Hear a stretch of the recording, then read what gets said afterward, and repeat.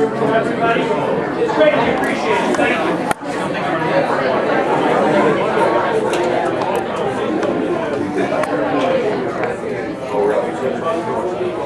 Oh, yeah.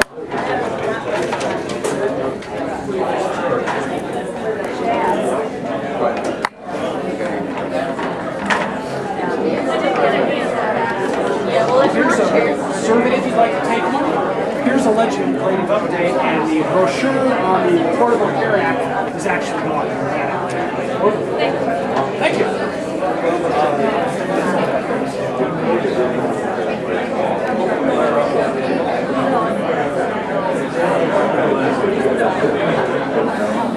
One of this right there is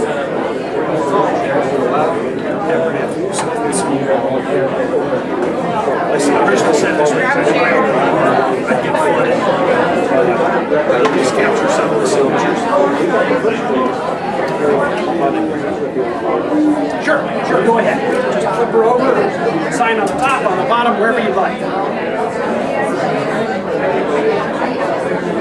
What's he doing? Yes, they are. Okay. I mean, it's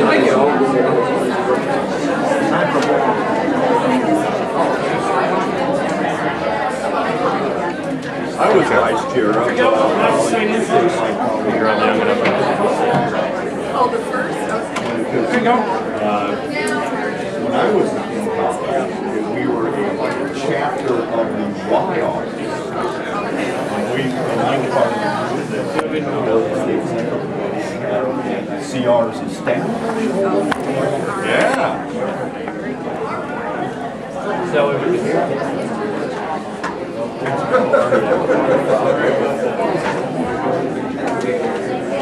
Hi, Nancy.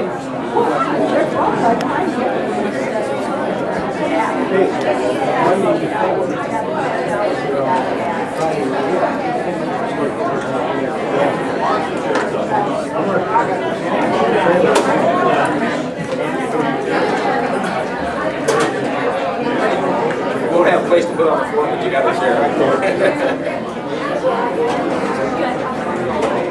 Almost top of the hour, we're going to get started in June, and I'm going to line up some seats up front where we're trying to bring in some more chairs. Welcome to Papillion. I'm Mayor David Black. I'm going to be moderating today.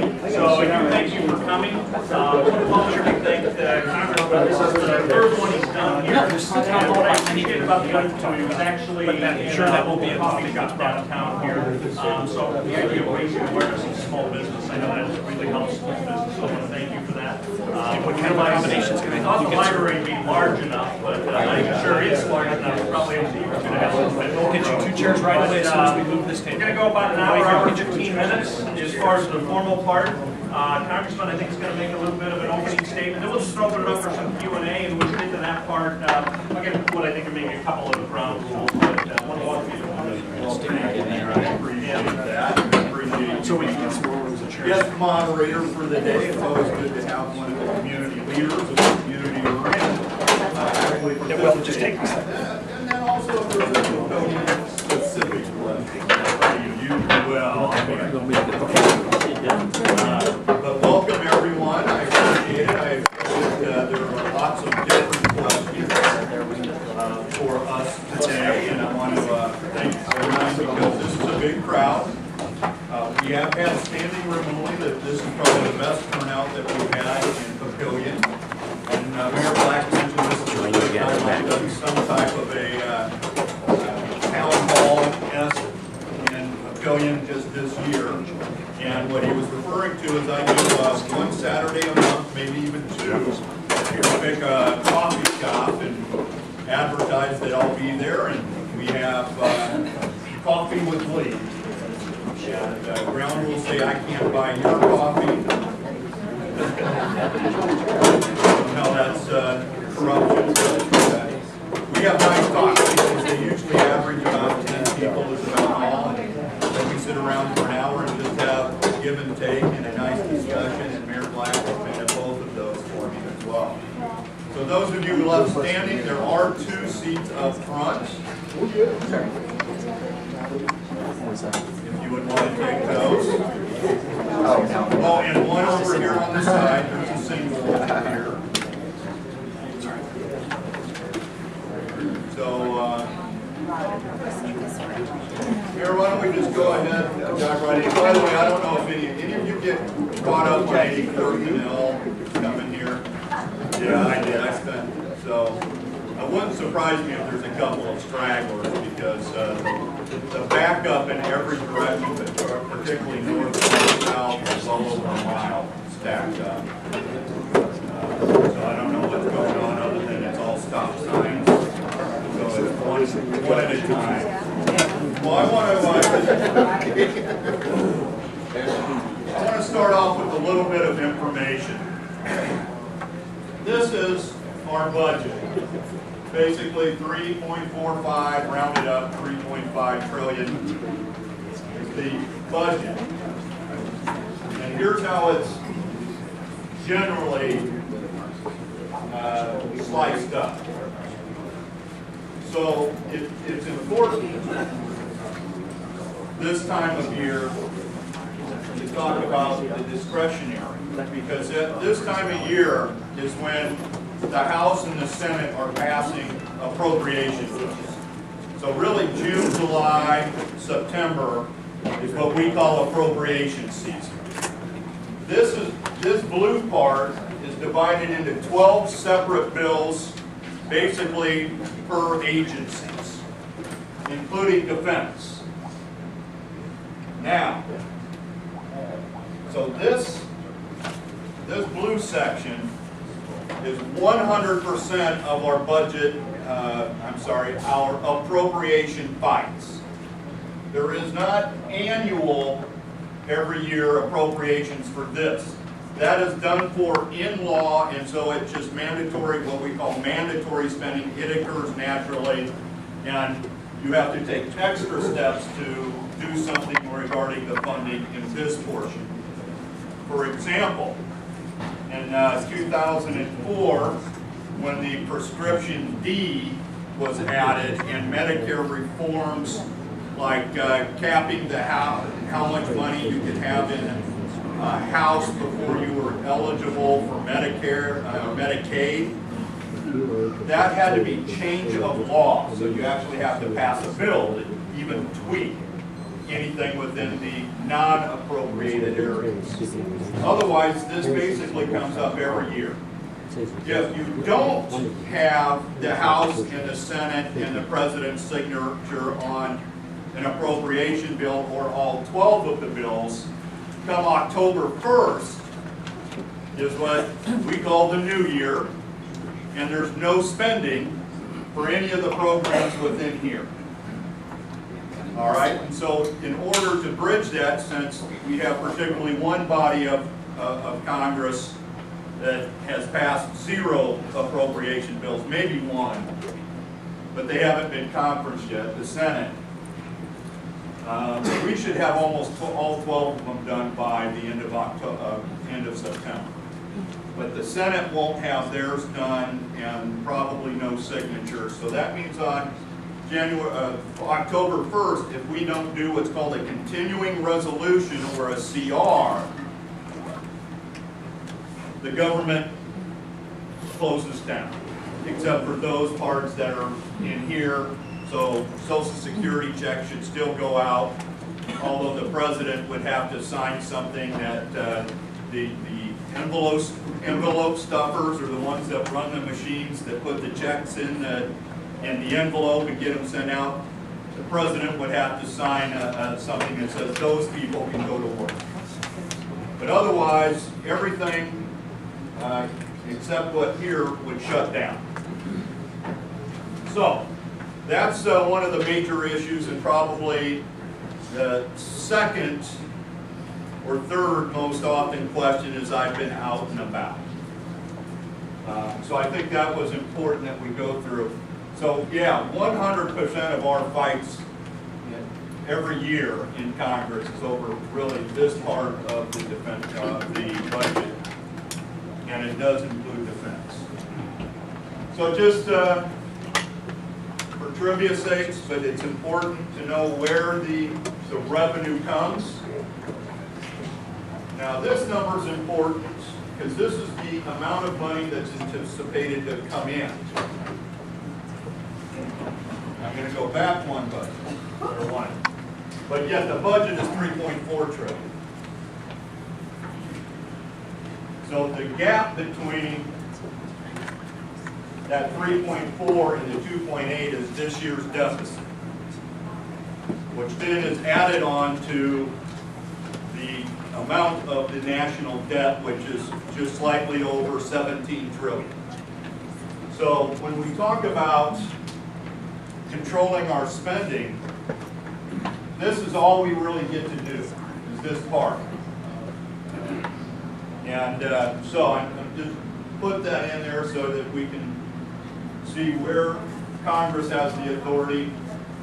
So this is basically just a chart showing what I was pointing out. So we have that fiscal issue looming of, okay, it's great that we're down to 640 billion because we've done 5 years of $1 trillion of deficit spending every year. And we have sequestration, and there's a lot of people that are against sequestration. A lot of people have been impacted in the metropolitan area, particularly Sarpy County, because of the civilian employees. They're down to 6 days of furlough. I really believe the Defense Department has more power to even get that down to 0. So there, I personally believe there's a little bit of politics in this. But, okay, I was being nice. I think there's a lot of politics. But just to even make a further point, when we had the Defense Department appropriations, there's a special fund for Afghanistan that's been in the paper a lot. It's a rebuilding fund, but this is the one where the base that no one wanted or is being used came from. This is the fund that the Russian helicopters were purchased, and by the way, we've trained them on US-made helicopters, so no one knows how to fly or use or maintain the Russian helicopters that are just sitting there collecting dust. So obviously there's a lot of waste in that fund. So I had an amendment that moved $2.8 billion out of the $8 billion in that fund and moved it to a wage fund within DOD with this express goal of reducing furloughs. So they've gotten more money, or they will get more money if we can get that also in the CR or get the Senate to buy off on it. But I do know that Mike Johans and Deb Fisher are working on how to get more flexibility and more dollars moved to wages so we don't have to have those level of furloughs. So I wanted to lay those things out. So we'll have a continuing resolution. There may be, I can't guarantee it, but there may be some immigration bills on the House floor. I'm sure we'll have questions about that as well. And so most of September is going to be regarding the spending. And our goal is to keep the sequestration level. The fight in the Senate is they want to go back up to the pre-sequestration level. And so that's going to be a fight right there too about the spending. So, David, why don't I turn it over to our good host and moderator for today. We've got right about an hour together, and there's a lot of people here. So just the 3 things that I want to keep in mind: decorum, some civil conversation, and be cognizant of how long your question, your statement goes, so we can give as many people as possible an opportunity.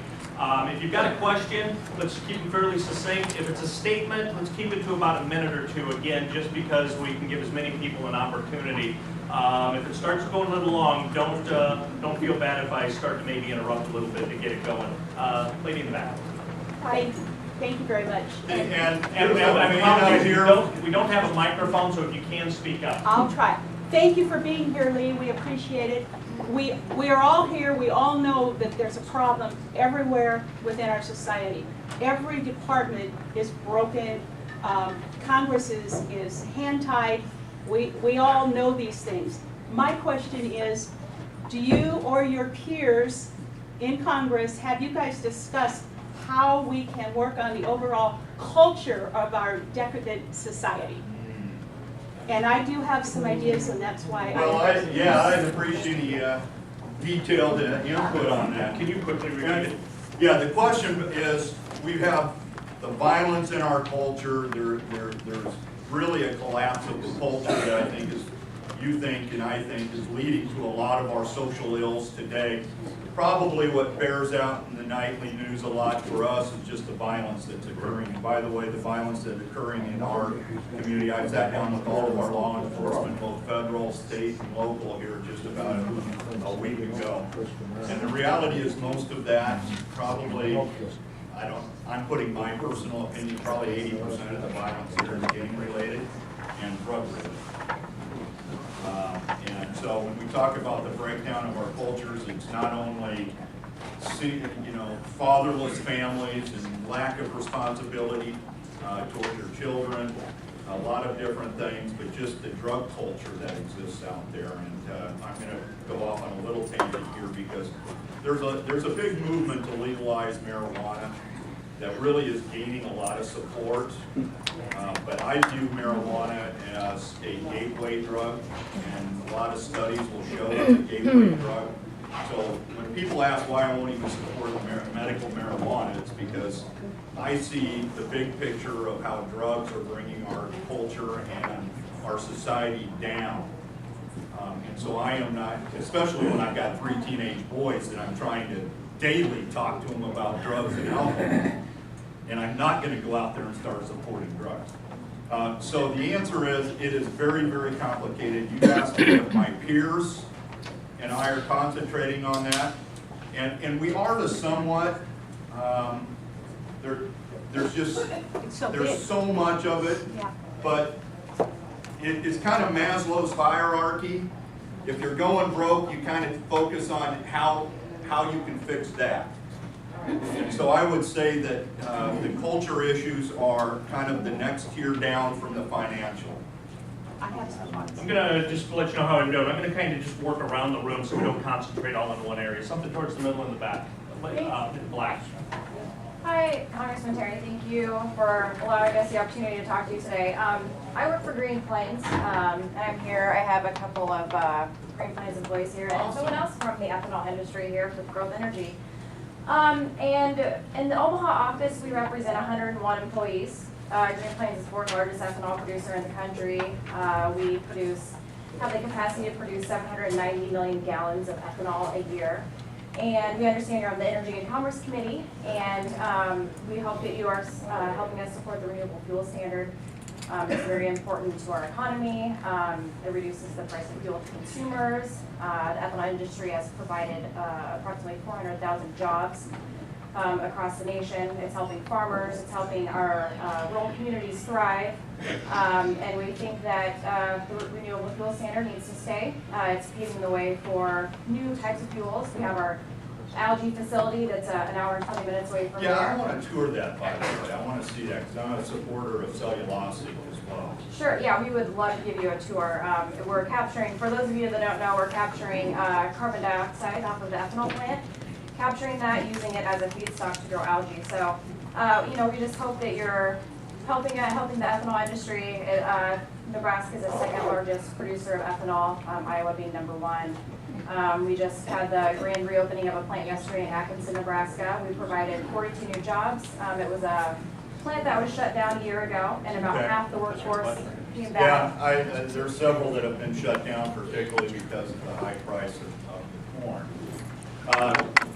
I remain dedicated to a diverse portfolio of fuels. So I have also been tasked, one of 6 by our chairman, Fred Upton, our full committee chairman, to look into the RFS. Now, the reason why he put me and John Shimkus and Corey Gardner is because we are supporters of biofuels. We're also part of the practical bunch. He also put 3 of the gas and oil people that aren't part of the repeal caucus, because we realize there may be issues, as we've had 2 major hearings, 2 of them lasting one of them lasted 2 days. But there are things that I think we need to go into the RFS and look at it. The blend wall issue, the RINs issue, how the EPA has miscalculated advanced biofuels, particularly cellulosic. So there are some things that we have to look at, and we're going to take an honest look at those.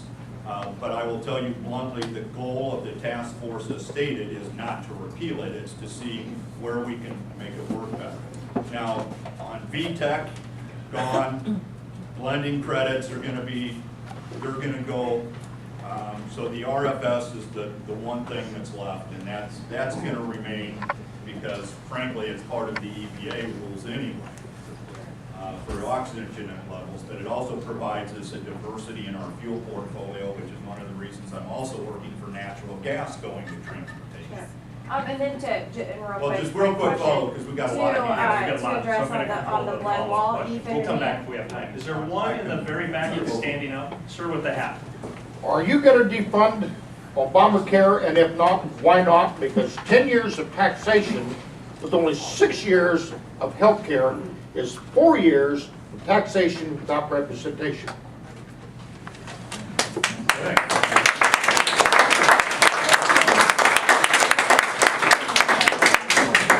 I'm surprised it took 3 questions to get there. So the answer is, I want to defund it. I want to repeal it. I have voted 40+ times to repeal it.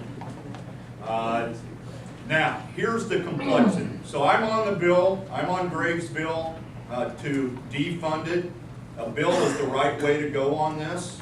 Completely defund it, whether it's the majority of Obamacare was purposely written to be into the mandatory, so it wouldn't be open to our yearly. But some of it is in the discretionary. So doing the Graves bill, saying we're going to defund this is the right way to do that, and I support that bill. So now the issue is, what happens if the Senate doesn't pass that? Well, how do we push it then? And then we get to the really sticky part, which is, do you defund the government? And we can shut down the government, but unless you've got the language that affects the mandatory side, just shutting it down with no legislation isn't going to meet our goals. So we got to think this through. We got to be very clear on what we want. I want this defunded. I'm going to support the bills that defund it. Now, if you're going to sit there and say, are you willing to close down the government if it gets to that point? I don't have a problem with that. A little bit. I don't have a problem with defunding it, sir. Yeah. Or shutting it down. Shut it down. I'm going to come back over to this side a little bit. Lorraine? Lorraine Jones, hi. How are you doing? I would like to know, if you do get rid of it, what would you replace it with? Well, that's a very good question. And the question is, if you do repeal, what do you replace it with? I think that's a very fair question. In fact, I have talked to our leadership, but I seem to be the minority, that we shouldn't be talking about full repeal without a viable option there so people can see it. I've written one, Paul Ryan's written a different type, but similar. There's a lot of different alternatives that have been filed by Republicans. I know that shocks everybody because they've been told there isn't any alternatives. But we need to pick one and show that this will be the replacement. Where would I find the replacement? And so I'm going to support the one I wrote. Where would I find it? It has not been reintroduced, but you could find it because it was called the Simple Universal Health Care Act. Let's move about. And one quick, it uses market-based, non-government-based principles. It allows, in essence, it copies the Federal Employees Act. So let's say 10 million employees, we're all put into one pool. So you have 10 million people in a pool.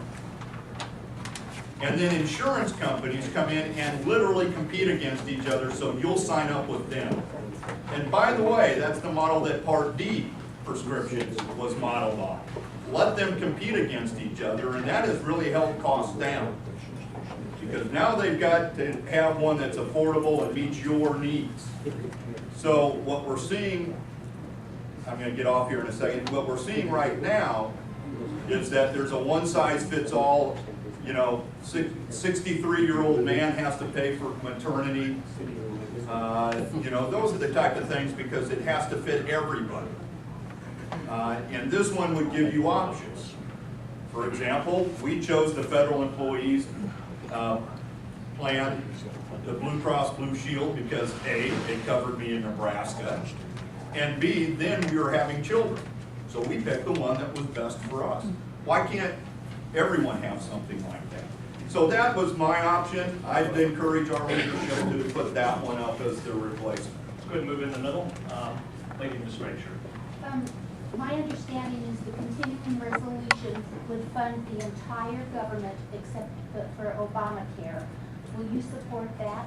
If that's what the CR is, I'm going to support that. What was the question? The question was if the CR is written so that it defunds this part, then yeah, I would support that. The issue is going to be still, then that goes to the Senate, and what do you do? A little bit far side. Yes, ma'am. I have a problem with going back to the status quo before Obamacare. It did not cover mental health conditions. And this community has seen in the last week what happens when an individual does not have the mental health care that he should have, that the family can't afford. I have a problem with a baby being born prematurely and using up its entire health care benefits for its entire life. I have a problem with an article in the World Herald that stated that most insurance companies do not cover maternity care completely, so that it costs $5,000 to $8,000 for a couple to have a baby, and we're asking them to do that at the same time they're paying back student loans.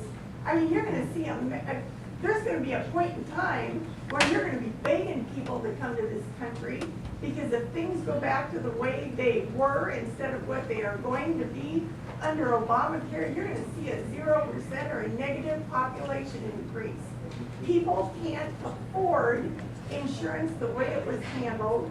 Republicans have had opportunities galore to go ahead and fix that, but they will not, because profit is more important than people. I would disagree with that.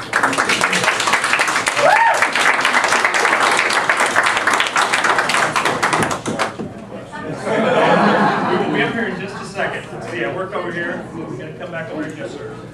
Yeah, Congressman Terry, you know, anytime Hold on 1 second. If I would just ask, we don't have a microphone, and we've got the fan going to kind of keep some circulation. And I'm not going to be able to paraphrase this one. But if we can keep the conversation down, I appreciate it, because it really does carry. Thank you. But anyway, Congressman Terry, anytime the corporate profits have been at all-time highs, you know, Wall Street's been setting record highs. American worker productivity is the highest in the world. The wealthy is wealthier than they ever have been. The gap between CEO pay and average worker pay is the widest it's ever been. Why do you always fight asking the wealthy to pay more, but yet you vote to have the elderly pay the cost by you vote to privatize Social Security and Medicare, which would cost the elderly cost more out of their pockets for health care, and their retirement would be cut. We got multiple questions there. For sake of time, let's Well, let him. Hold on. okay, well, Hold on. I'm going to no, ask I him just wanna know, that. yeah, my question is why don't you Republicans vote to raise the minimum wage, do something about our trade policies that favor, that have the corporates exploit workers in the world to bring down wages in this country? And what is wrong with providing health care, having access for people to have affordable health care? I think it's a good thing. Middle class is suffering enough, and now you want to make it harder for them to get access to health care. Thank you. Let's go ahead and give him an Well, opportunity. I will just answer that by saying we have a real difference in philosophical foundations. Mine, and I'm honest about this everywhere I go, I am a free market guy. I am a free trader. Yeah.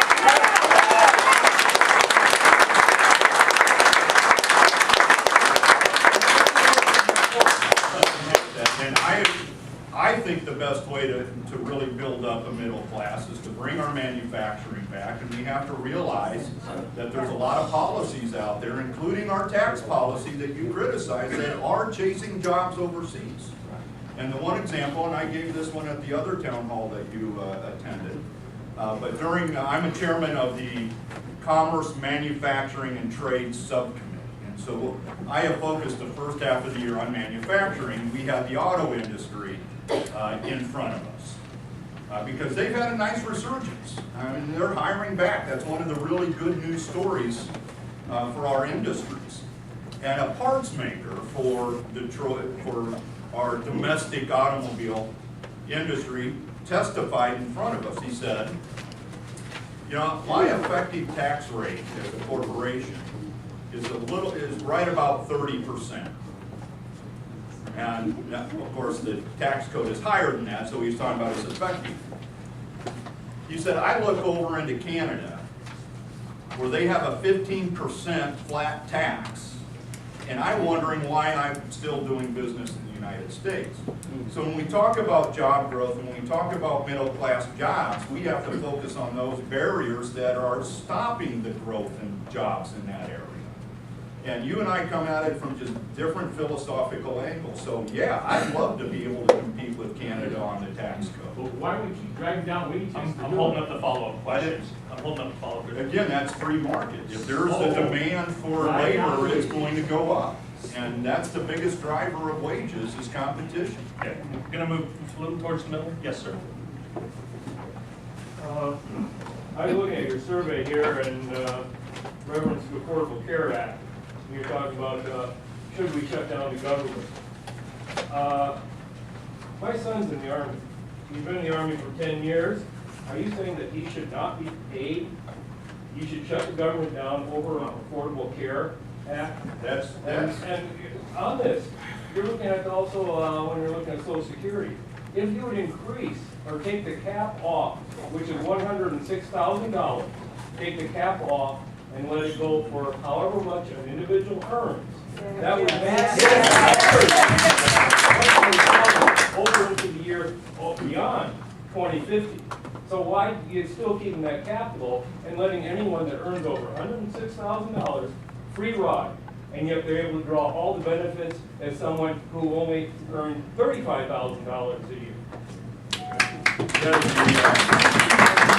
separate questions, and I'll probably do trade. This is why I'm really saying my first goal is to keep the government open, because you're absolutely right. Because your son in the Army's paycheck is this hard. So if the closes down, and I know this for a fact because it's occurred a couple of years ago, we will get calls from spouses here that will say, my husband's in Afghanistan and you're telling me we're not going to get a paycheck. So, I mean, there's real consequences, and that's why this isn't so easy a decision to just say we're going to shut down the government on this. So we've got to be careful, and there has to be a solid plan in this. Now, you talked about Social Security, and I'll give the same answer I gave at the Elkhorn Town Hall too, and one I've given everywhere else. Social Security, we have to work on it now. And I know that it doesn't go bankrupt until 2034, 2044, and bankrupt just simply means, as you've read on maybe the notice that you get from Social Security, that at that point they'll only be able to fund 75% of what you got before. But those structural changes need to happen.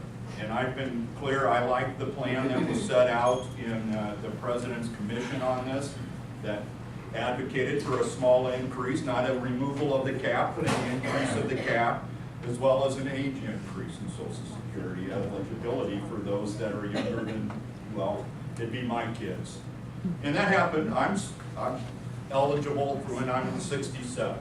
And I realize you guys are pretty hard no on the age.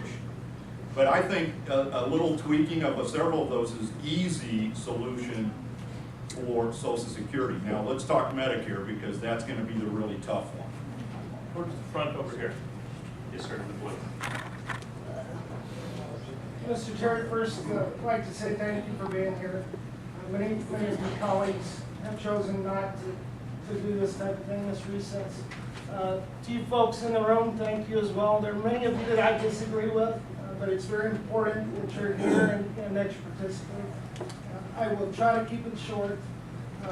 If I could have the whole hour, I would gladly take it.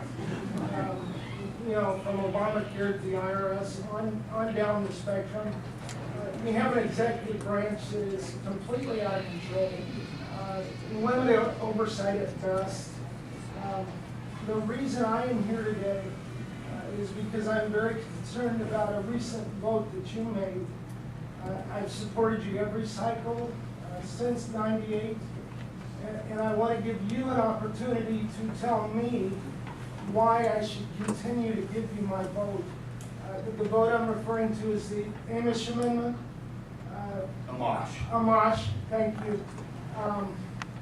I saw your press release, and it concerns me that you have chosen to use the Constitution as a means to defend a vote that enables unconstitutional practices. Yeah, the reverse of that's true. I For the believe. sake of the Yeah. audience, can you just quickly tell us what the Yeah, Amash Amendment is? the Amash Amendment, by the way, was an amendment to the appropriations, because even the intelligence sector is under this part.